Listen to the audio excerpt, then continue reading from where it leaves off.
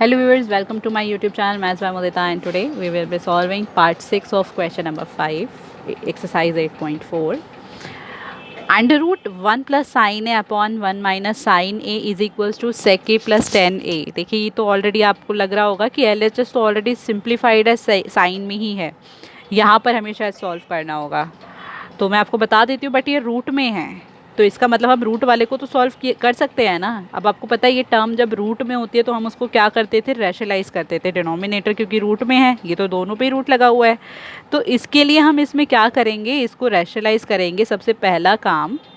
So start करते हैं। जैसे कि हो गया, देखिए आपका अंडर रूट 1 प्लस साइन ए 1 माइनस साइन ए। रैशनलाइज करने की जो टर्म होती थी, जो उसका जो तरीका होता है वो क्या होता है, जो डिनोमिनेटर में जो साइन होता है उसका ऑपोजिट साइन आप लगाते हैं यहाँ पे, राइट।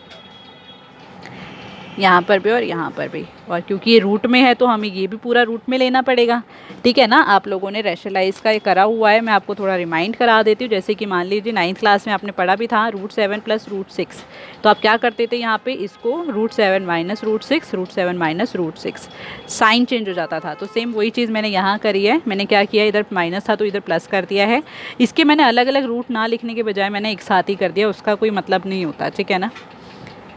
तो आप देखिए यहाँ पर ये तो बन गया आपका, देखिए दोनों सेम टर्म्स है ना, तो मैं इधर क्या कर लेती हूँ, इसका मैं होल स्क्वायर बना लेती हूँ, राइट।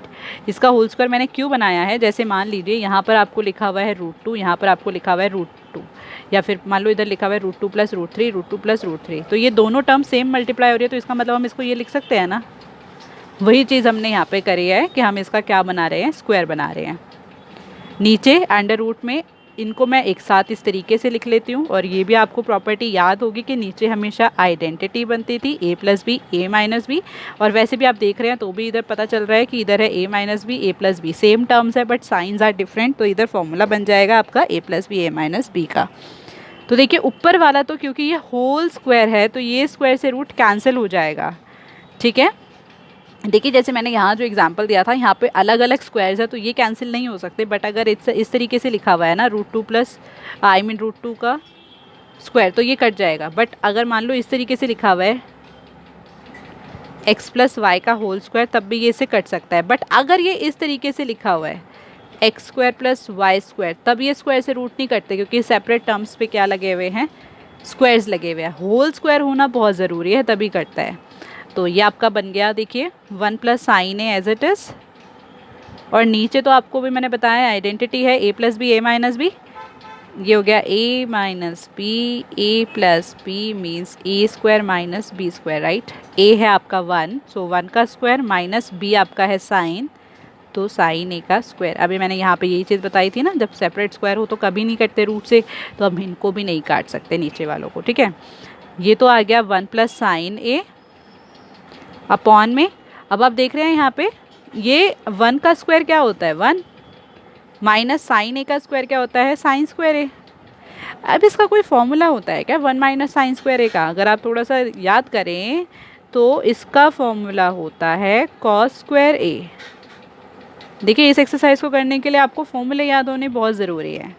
अब ये तो मेरा जो कॉस स्क्वायर है रूट बना हुआ है वो इसकी तरह बन गया है ना √2 का स्क्वायर, तो स्क्वायर से रूट कट सकता है क्योंकि सिंगल टर्म है। यहाँ पे भी आप स्क्वायर से रूट काट देंगे तो ये क्या बन जाएगा 1 plus sine A upon cos A. But ये तो आपके RHS के इक्वल नहीं आया, बट हम इसको आगे और सॉल्व भी नहीं कर सकते। तो अब हम क्या करेंगे, मतलब हमें किसको सॉल्व करना है अब, RHS को। So let's take RHS which is sec a plus tan a। देखिए सेक होता है 1 अपॉन कॉस प्लस tan होता है साइन अपॉन कॉस। इसका एलसीएम ले लेते हैं, ये आ गया देखिए 1 प्लस में कॉस को कॉस से डिवाइड किया तो 1, और 1 को साइन से मल्टीप्लाई करेंगे तो साइन ए। हो गई ना आपकी दोनों term same, means LHS is equals to RHS। अगर आपको लगता है कि LHS पूरी सॉल्व हो चुकी है तो हम RHS पे जाते हैं, फिर RHS को सॉल्व करते हैं। इसके 7th पार्ट में आपको दिया हुआ है sine theta minus 2 sine cube theta upon में 2 cos cube theta minus cos theta is equals to tan theta. RHS तो इसकी ऑलरेडी सिंप्लीफाइड ही है, टेन थीटा दिया है, उसको आप कर भी क्या लोगे, साइन अपॉन कॉस बना लोगे, उसके आगे तो सॉल्व नहीं हो सकता ना। बट अगर हम इस साइड को देखें, यहाँ है sine theta minus 2 sine cube theta upon में 2 cos cube theta minus cos theta. तो सबसे पहली चीज़ तो आपको ये दिख रहा होगा कि उसमें से ऊपर से तो साइन एंड नीचे से कॉस कॉमन निकाला जा सकता है। तो चलिए पहले एलएचएस को ही सॉल्व करेंगे।